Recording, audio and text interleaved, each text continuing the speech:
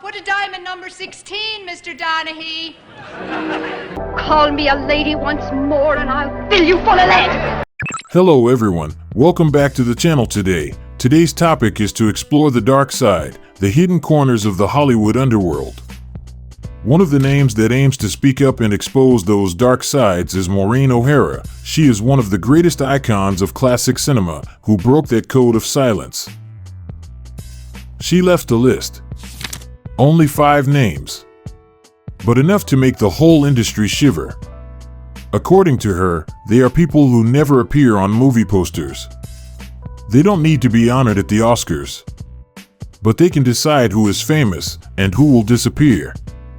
The masters of manipulation behind the spotlight, where career, power, and temptation are intertwined into a game without rules. And the scariest thing? Those people have never shown their faces in today's video. Don't forget to like and subscribe to increase our motivation. Go on, laugh, get your money's worth. Nobody's going to hurt you. You know, there's still something not quite right about that line. In the dazzling world of Hollywood, where love stories are scripted and end with perfect kisses on screen, there was one relationship that was never fully told until Maureen O'Hara herself unlocked it. For the first time, she spoke of the name that haunted her for years, John Ford, the genius director with 4 Oscars and an ego as vast as his legacy. Ford was the man who discovered O'Hara, the one who gave her the roles of a lifetime in How Green Was My Valley, The Quiet Man, and Rio Grande. On screen, he praised her beauty and talent like a rare gem. But behind the camera, he was someone else entirely, volatile, unpredictable, and deeply troubling. O'Hara once endured a humiliating public outburst from Ford, all for offering feedback on a scene. "He couldn't stand that I was smarter than him," she once said bitterly. In other moments, he pushed her to the edge, forcing her to rehearse scenes to exhaustion, not for art, but for control. The strangest part? O'Hara never fully turned away from him. She described their connection as something deep, unnamed, not quite love, but something impossible to escape. Whispers backstage suggested that Ford had fallen in love with her, but it was a love warped by power, insecurity, and emotional chaos. He didn't know what love was, she once confessed, whether as an explanation or a warning. Maureen O'Hara was once the public muse of John Ford, but behind the scenes, it was anything but poetic. One drunken night, Ford proposed to her. When she refused, his obsession twisted into contempt. From that moment on, he became distant, cold, and increasingly cruel. For O'Hara, John Ford wasn't just the man who made her a star, he was the man who made her feel the smallest, most manipulated version of herself. But Ford was only the beginning. The next name on her unspoken blacklist sent shivers through the very heart of Hollywood, Louis B. Mayer, the absolute ruler of the MGM empire. For any actress of the time, an invitation from Mayer was the golden ticket, the promise of stardom, money, and media worship. Mayer offered O'Hara everything: leading roles, prestige, security. But with rare intuition and unwavering pride, she said no. And that's when the dream turned. Suddenly, roles disappeared. Directors stopped calling. Once, she arrived on set only to be told the role was no longer hers, no warning, no explanation. Silent cancellations. Producers dodging her like she was cursed. It was as if an invisible hand had reached behind the curtains and erased her from the script. No accusations. No public words. Just a quiet punishment, understood by everyone, spoken by no one. In Hollywood, saying no was never simple, especially when the man being denied was Louis B. Mayer. After Maureen O'Hara firmly rejected his invitation to join the MGM empire, a quiet warning followed her: no one says no to Mayer without paying the price. And the price came swiftly. Major roles vanished, scripts were changed at the last minute, and producers began to avoid her like she carried something dangerous.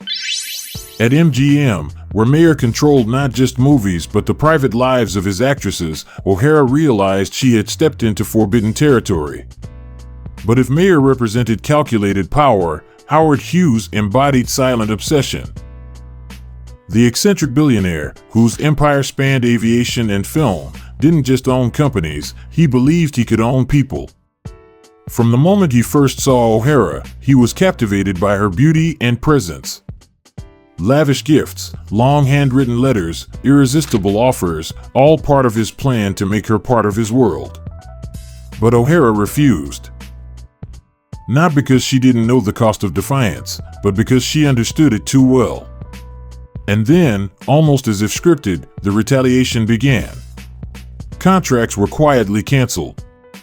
Roles disappeared without explanation. When she asked questions, people averted their eyes.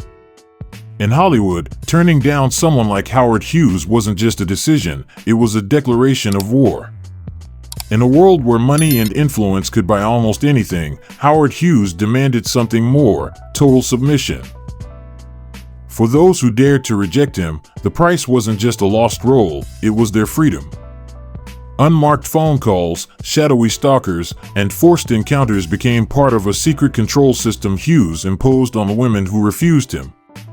Even Maureen O'Hara, renowned for her independence and strength, wasn't beyond the reach of the eccentric billionaire's obsessive eye. But if Hughes embodied dangerous obsession, Jack L. Warner was the face of raw, calculated power. For O'Hara, Warner wasn't just a studio head, he was the ultimate manipulator. The man who had signed her to a contract early in her career, transforming her from a rising talent into a studio fixture, also turned that contract into a leash. Behind the glamour was a bitter truth: Warner didn't see O'Hara as an artist. He saw her as a bargaining chip, something to trade between studios and power plays known only to the elite. With his brash, unapologetic style, Warner forced O'Hara into films she hadn't chosen, roles she never agreed to. It was no longer just about a career, it became a silent war between a star fighting to preserve her dignity and a mogul who believed he owned every move she made. Inside the glittering glass cage called Hollywood, Maureen O'Hara found herself a pawn in Jack L. Warner's ruthless power game. Roles she never chose, films she never wanted, all dictated by a man obsessed with control and business deals. And when O'Hara dared to ask for a change, Warner's response was chilling: "You have the right to leave Warner Brothers, but if you do, no one in Hollywood will ever hire you again." It wasn't a contract, it was a trap. But instead of surrendering, O'Hara chose to fight.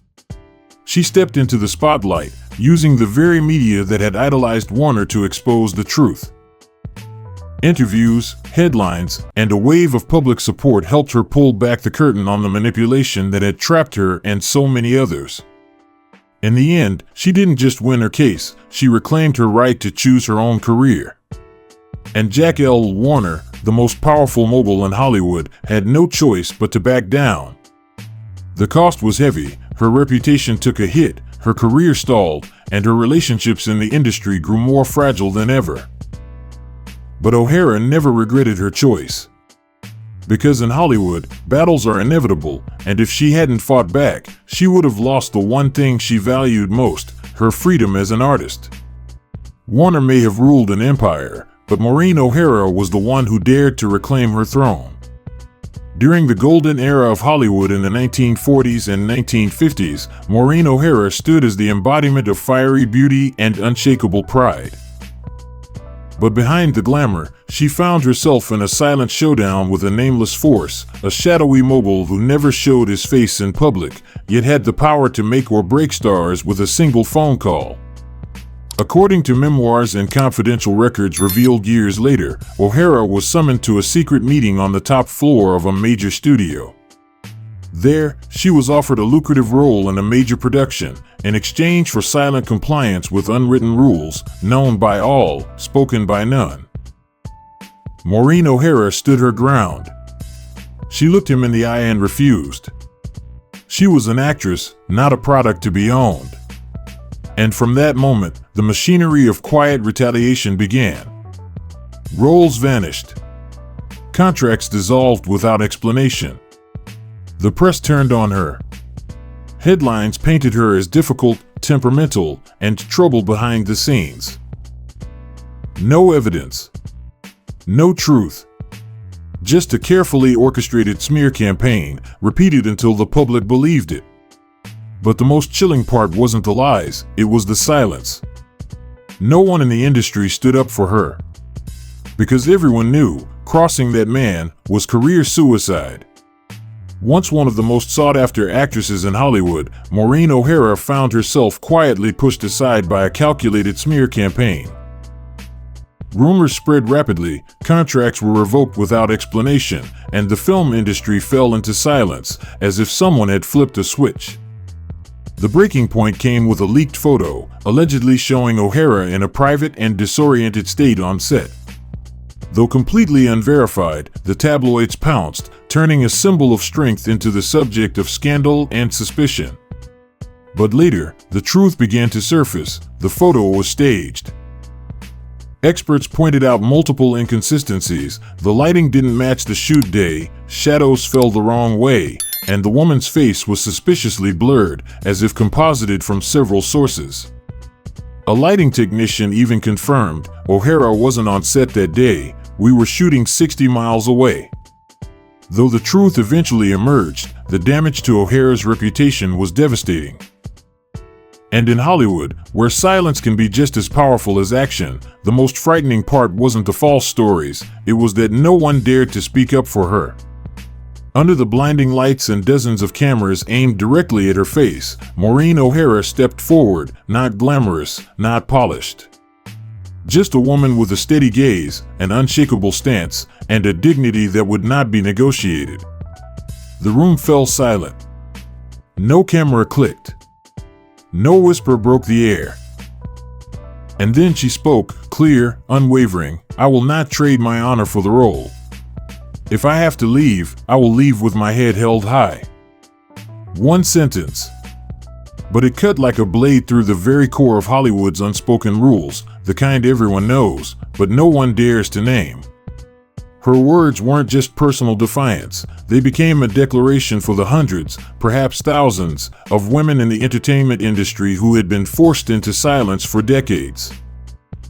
The silence that followed wasn't due to a lack of words, it was fear. The power players behind the scenes understood instantly O'Hara had crossed a forbidden line. The media reported her statement, but cautiously.